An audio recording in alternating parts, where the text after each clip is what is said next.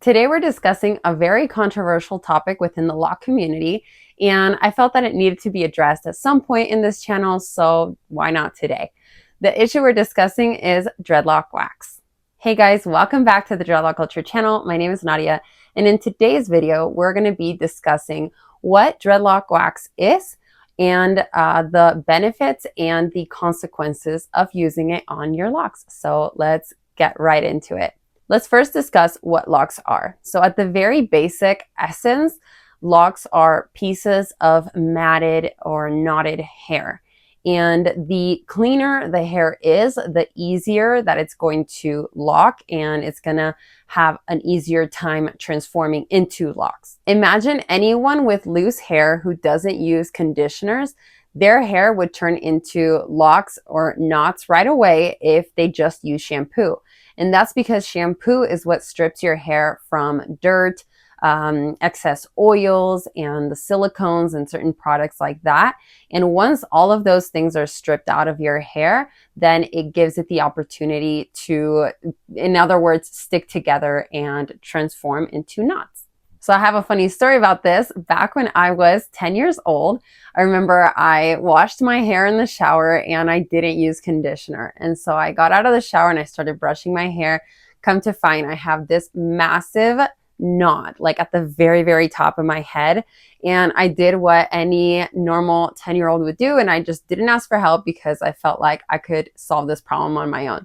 So after trying to brush it out a few times and getting nowhere, I said, okay, the next best thing, I'm just going to chop it off. Why not? And I went and got some scissors and just cut straight across the top of my head. I kid you not, something like this much hair off the top of my head, just a massive chop. And then I realized what I had done. So instead of going to my family or my parents asking them for help or telling them, I just said, I'm just going to cover it up. No one's ever going to notice. I put a bunch of clips on my head. I try to clean up the mess in the bathroom floor, which obviously is what gave it away later because there's just hair everywhere. And yeah, then it took years for my hair to grow back. And anyway, had I just kept it in that knot, that would have been my very first dreadlock. And so anyway, I digress. Back to locks. Locks truly require no product, if that, to turn into matted hair. Less is more. So less manipulation, less products, etc. And so what is dreadlock wax and what is the actual purpose of it? Well, it's advertised as a product. Of course, it's like a creamy, waxy product that is helpful for starting locks and also for the maintenance of locks. But when you look at the actual ingredients, the label, then you come to find that it primarily consists of a few ingredients that are actually counterproductive to the locking process. So let's discuss what the ingredients are. The most recurring ingredients in dreadlock wax are beeswax, paraffin wax, mineral oil, other petroleum byproducts like petrolatum or toluene, and then there's a few others, and microcrystalline wax, which is a synthetic version of beeswax, and they call it vegan beeswax, but it is a petroleum byproduct. Now, one common thing about these ingredients is that none of them are actually water soluble. In fact, they repel water, which is a really big problem when it comes to locks and washing them. We're going to discuss this in a minute, but anyway, keep that in mind. Also, in my research, there are 3 top brands that come up. I mean, I'm sure there's a bunch of lock waxes, but there's 3 main types that recurringly come up on the search results, and I wanted to share with you what the ingredients for each of these are. So the first one is called Dreadhead HQ Dreadlock Wax, and the ingredients are beeswax, microcrystalline wax, mineral or white oil, which essentially is the same thing, hemp oil, vitamin E, and fragrance. Then we have Jamaican mango and lime locking firm wax. That contains petroleum jelly, microcrystalline wax, beeswax, fragrance, honey, and like another 5 ingredients that I can't pronounce. And then we have Murray's Cream Beeswax. And this one has water, beeswax, petroleum jelly, microcrystalline wax, and like 21 other ingredients, most of which I also can't pronounce. So I did a little digging and I asked our friend Google about these ingredients to see which ones actually help the formation of knots or dreadlocks. And let's see what our Google AI friend has to say. As far as beeswax, it says beeswax can help hold hair in place, but it doesn't directly cause knots or tangles. In fact, it's often used in products to smooth strands and control frizz, which can help to prevent tangles. Then we have mineral oil. And it says, no, mineral oil does not help form knots in hair. In fact, it can actually help to detangle hair and prevent knots from forming. Mineral oil acts as a lubricant, making hair smoother and easier to comb through, which reduces friction and the likelihood of tangles. The reduction of friction is a big issue because your hair needs constant movement, and that's how it forms the locks, is by moving around and creating friction with itself. Then that's how knots are formed. So it's obviously counterproductive. As for paraffin wax, it says paraffin wax, particularly liquid paraffin, is used in hair products for its emollient properties, which help to lock in moisture, reduce frizz, and increase smoothness. However, it's not generally used to form knots in hair. Then we have petrolatum. I think that's how you say it. I'm not sure. And it says, while petrolatum, like Vaseline, is often used in hair care products and can offer benefits like sealing in moisture and adding shine, it doesn't directly cause knots in hair. There are a few potential downsides to consider. It's difficult to wash out and can cause buildup. Petrolatum is sticky and water resistant, making it hard to wash out. This can lead to residue and buildup on the hair and scalp, potentially leading to greasiness, dullness, scalp irritation, and dandruff. It can weigh down hair, etc. And then finally, we have microcrystalline wax. And it says, while microcrystalline wax is used in hairstyling products like pomades and waxes to provide hold and shine, it's not the ingredient that directly causes hair knots.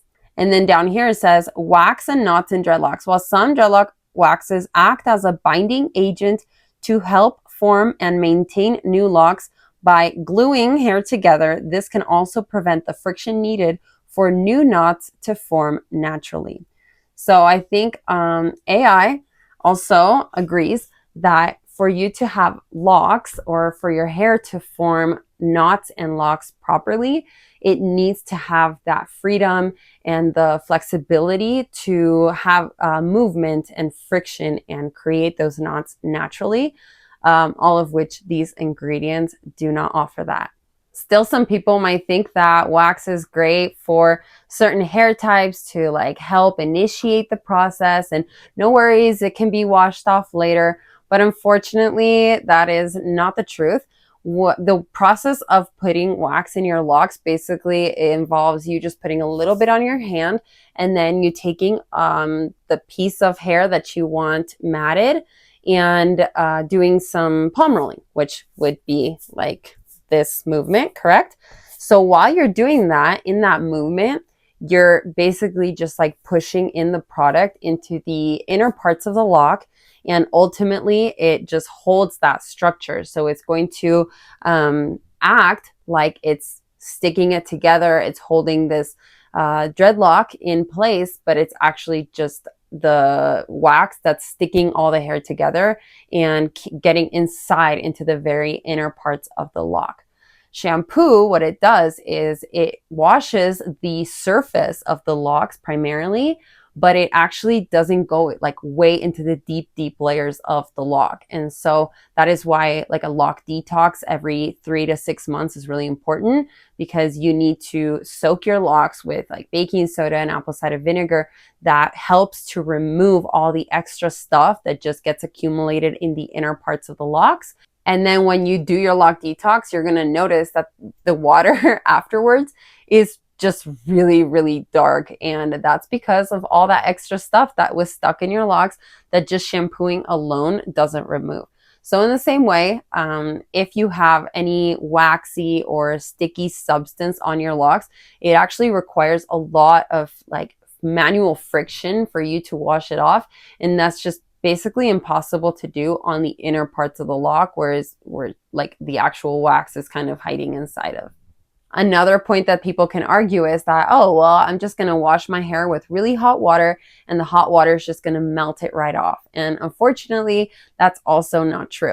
If you wash your hair with water that is over 100 degrees Fahrenheit, it has the potential to damage your hair to a point that is irreparable. Now, if you wash your hair with water that's over 120 degrees, that's obviously a whole lot hotter and it can cause third-degree burns on your scalp. So if you wanted to melt the wax off of your hair without actually damaging your locks or getting third-degree burns on your scalp, then the temperature would have to be well below 100 degrees. But unfortunately, wax actually has a much higher melting temperature. As for beeswax, the melting temperature is between 144 degrees to 147 degrees. Paraffin melts between 115 degrees and 154 degrees. Petrolatum melts at 99 degrees Fahrenheit. And microcrystalline wax melts at 145 degrees to 200 degrees Fahrenheit, which is outrageous. Also, remember these substances repel water, so it's just not, water and oil and wax just don't mix. But even so, there are some benefits to using wax, and then there's some consequences. So let's start with the benefits. One of the benefits is that if you want to have your locks for like a very short amount of time, say a few months, or even just for a special occasion like a costume party, you say, I want to go looking like Jack Sparrow. I want to be like the most authentic Jack Sparrow at that costume party. Then sure, you can have wax in your locks, and then your locks are going to look super real. They're going to look like they are, well past maturity, even though you've only had them for a week and a half. They might just be the perfect, beautiful locks, and you might win the costume competition at that. So definitely worth that. The other benefit is that it does provide temporary structure to your locks because it kind of just sticks all your hairs together. So it kind of gives that appearance that your locks are cohesive, and yeah, they'll look nice. They'll look okay at the beginning. Later on, you're going to start to see the effects and the consequences. Now for the consequences, first and foremost, wax equals instant buildup. There's just no way around it. Like I said, there's no way to fully remove it unless maybe you're just detangling your locks altogether and doing some really intensive cleaning treatments. But from your locks themselves, the second you put it into your locks, it's there to stay. And so, yeah, why are we adding buildup to our locks when that's the thing we just want to avoid? Another thing that comes with that is that over time, they will feel a lot heavier than locks that have never used product. And that's because wax gets heavy. And so over the course of time, you're just going to feel the longer your locks get, the heavier they are already without wax. And then on top of that, if you've already added wax, there's just like another element that weighs them down. And unfortunately, that can cause neck issues, thinning around the edges, and a few other problems down the line. Another problem is that it does hinder the locking process. So like I said, because it kind of just sticks all your hairs together, it doesn't allow for that proper movement that your locks require in order to form knots properly. And so because of that, you're just never really gonna get to the maturity phase the way that you're supposed to. And yeah, it's just not gonna form the knots naturally like they should. Being that wax is a sticky substance, it's also gonna cause your locks to be more prone to getting lint and dirt and like environmental debris stuck on them. And so then that's another thing to consider. And also in the beginning, perhaps the wax is kind of stuck in the inside, but here and there, little pieces of wax can eventually resurface. And so it's just going to make your locks look really dirty. Like there's like little bits of buildup here and there because that's what it is. And so, yeah, your locks are going to look a lot dirtier than they should if you never used it. Another really big issue is with water. So since it repels water every time you wash your locks, maybe there'll be like a spot here and there where like water can get inside the locks and actually get trapped in there because it doesn't have a way out. And if your locks remain wet longer than they're supposed to, which is at least over 24 hours consecutively up to 48 hours, then you have a much higher risk of mold growth. And so a lot of people who've used wax in their locks have either developed mold or have come close to it just because it has a harder time drying and getting all the water out of your locks when you wash them. Another thing to consider is that if you use way more wax than you're supposed to, or you use it for prolonged periods, then it can actually cause your locks to harden.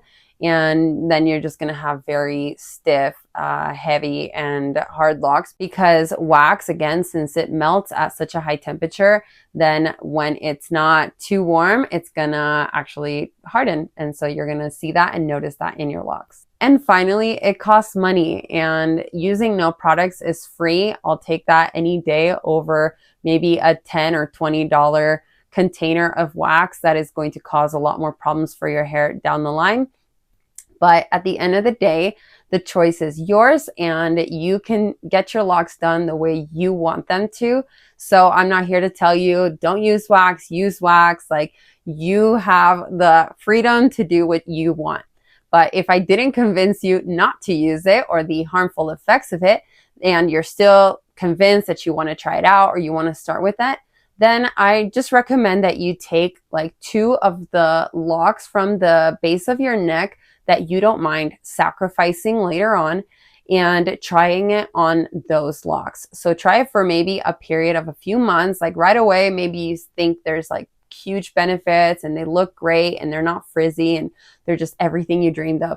But perhaps further down the line, you're going to start to see the consequences and effects of using it.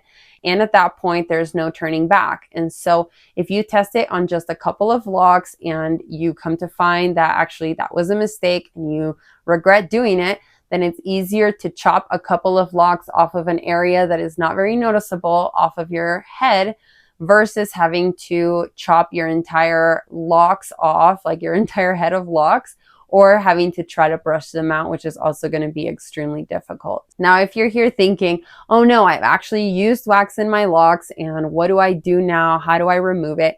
I can't tell you for certain that you'll be able to remove it, but there are 2 things, like if I was in your shoes, there are 2 things that I would try to do. The first is I would take a hair straightener and a paper towel, and I would grab the locks. So you, of course, turn on the hair straightener and get it to like the highest heat setting. This might damage your hair, but again, you just have to, pick and choose your battles here. So you're going to take the lock and wrap it into the paper towel, something like this. And then you're going to take your hot hair straightener. Obviously, don't burn your fingers.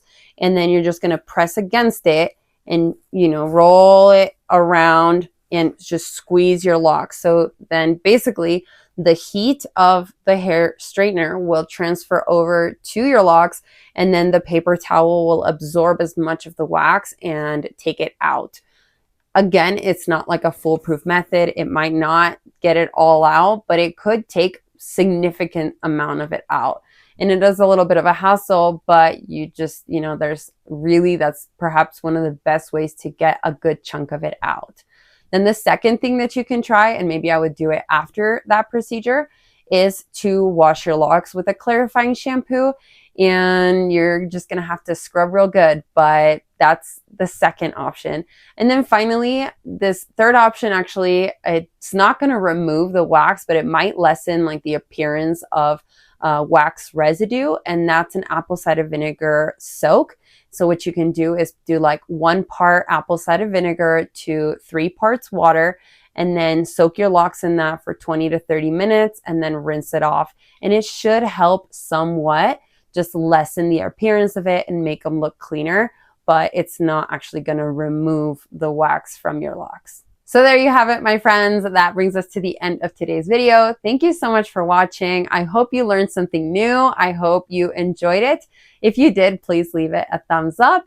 If you want to see more lock content in the future, please subscribe and hit the notification bell. And if you have any lock questions, either now or in the future, then please send them my way. You can either leave them in the comments or send me an email to this email right here. I hope you have a beautiful week. I will see you guys in the next video. And until then, keep rocking your locks. Bye.